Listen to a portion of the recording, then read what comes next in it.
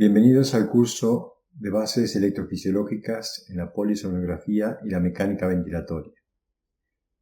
El objetivo de este curso es presentar las bases electrofisiológicas de los registros habituales en polisomnografía, de forma de en charlas posteriores reconocer no solo señales normales y patológicas, sino también errores en la realización de los registros.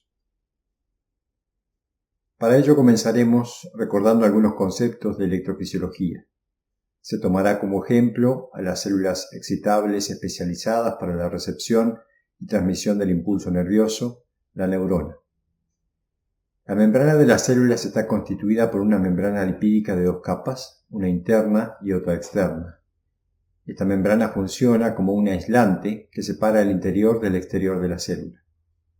Tanto el líquido intracelular como el extracelular está constituido por diferentes iones, sales disociadas, con diferentes concentración, gradiente de concentración, a un lado y otro de la membrana. Se debe recordar que los iones tienen carga eléctrica, negativa los aniones y positiva los cationes.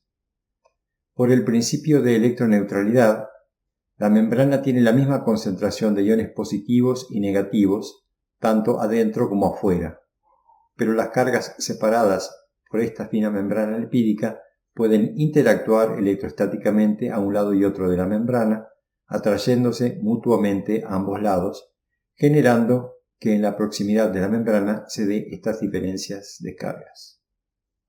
Se podría representar esta capa que separa iones de diferente carga como un condensador o capacitor y representarlo de la siguiente manera: como un componente de un circuito eléctrico.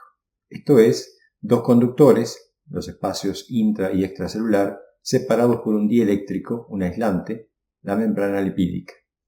Viendo esto en más detalle, la membrana celular se puede ver la capa lipídica separando diferentes iones y se destaca que el sodio y el cloro preponderan en el líquido extracelular y el potasio y aniones inorgánicos en el líquido intracelular. Este ejemplo correspondería a una célula nerviosa. En las células musculares, por ejemplo, la concentración de cloro es mayor. Como cuando hablamos de iones, hablamos de carga eléctrica, se puede representar este mismo esquema con cargas en lugar de iones. Hay entonces una mayor concentración de iones negativos en el interior y de iones positivos en el exterior, separados por la membrana impermeable al pasaje de estos iones, constituyendo, como se dijo, el condensador o capacitor. Si esta membrana fuera impermeable, la concentración de iones a ambos lados se mantendría indefinidamente, y si se midiera la diferencia de potencial, el voltaje entre el interior y el exterior de la célula, colocando un voltímetro con un polo en cada compartimento, este sería cero, al no haber intercambio de iones. Sin embargo, si se mide el voltaje, se obtiene un valor entre menos 60 y menos 90 milivoltios, dependiendo de la célula. El valor negativo quiere decir que estamos midiendo el interior, que tiene exceso de cargas negativas, tomando como referencia el exterior, que se asume como cero. Este valor es el potencial de reposo de la membrana. Cabe destacar que este valor de menos 70 milivoltios es una media para las células nerviosas, porque por ejemplo en las células del músculo esquelético es de menos 90 milivoltios y en una célula epitelial de menos 50 milivoltios. Ahora, ¿cómo se llega a ese valor de voltaje? Veamos este gráfico de lo dicho anteriormente. Al introducir uno de los polos del voltímetro en la célula, este rápidamente marca el valor del potencial de membrana en reposo. La membrana que separa las cargas no es completamente impermeable al pasaje de las mismas, sino que es selectiva y puede permitir el pasaje de algunos iones en determinada situación. La difusión de los iones se realiza a través de canales o transportadores iónicos en la membrana celular. Por el gradiente de concentración, mayor adentro que afuera, el potasio tiende a difundir hacia el exterior de la célula para tratar de equilibrar su concentración. Como el potasio que sale es un catión, lleva consigo su carga positiva. De esta manera, el interior de la célula se va volviendo cada vez más negativo al ir perdiendo iones positivos. llega un momento en que la salida de iones potasio se encuentra limitada por la atracción que ejercen los aniones del interior de la célula, que tienden a mantener iones potasio en su interior para no desequilibrar las cargas. Cuando se logra ese equilibrio y se mide la diferencia de potencial entre el espacio intra y extracelular, se obtiene un valor de menos 80 milivoltios, un valor muy cercano al potencial de membrana que mencionamos anteriormente de menos 70 milivoltios.